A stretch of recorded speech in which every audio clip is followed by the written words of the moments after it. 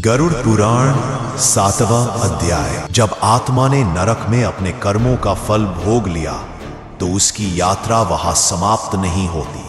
गरुड़ पुराण कहता है, मृत्यु के बाद भी आत्मा की अग्नि परीक्षा जारी रहती है। नरक के भयावह अनुभवों के बाद आत्मा को एक रहस्यमय क्षेत्र से गुजरना पड़ता है, जहां उसे अपने समस्त जीवन का दर्पण दिखाया जाता है।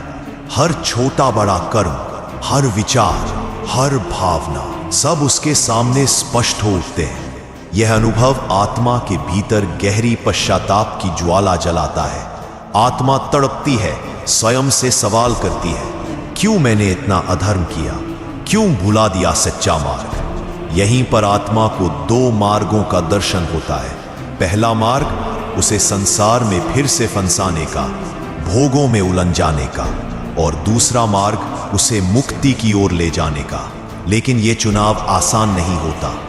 गरुड़ पुराण के श्लोकों में वर्णित है, जो आत्मा अपने कष्टों से शिक्षा लेकर सच्चा प्रायश्चित करती है, वही मोक्ष का अधिकारी बनता है। बाकी आत्माएं फिर से जन्म और मृत्यु के चक्र में फंस जाती है। आत्मा यदि सच्चे हृदय से परिवर्तन चाहती है तो उसे कठिन तपस्या करनी होती है। जन्म लेने से पहले ही वह देवताओं से प्रार्थना करती है, अपने भविष्य के जीवन के लिए व्रत लेती है।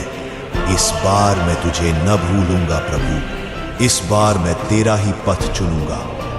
गर्भ में प्रवेश से पहले आत्मा गहरी प्रतिज्ञा करती है, पर जैसे ही जन्म होता है माया की चादर उसके ऊपर पड़ जाती है और वह पुनः सब भूल जाती है। गरुड़ पुराण चेतावनी देता है, मनुष्य शरीर दुर्लभ है, इसे पाकर जो मोक्ष की ओर नहीं बढ़ता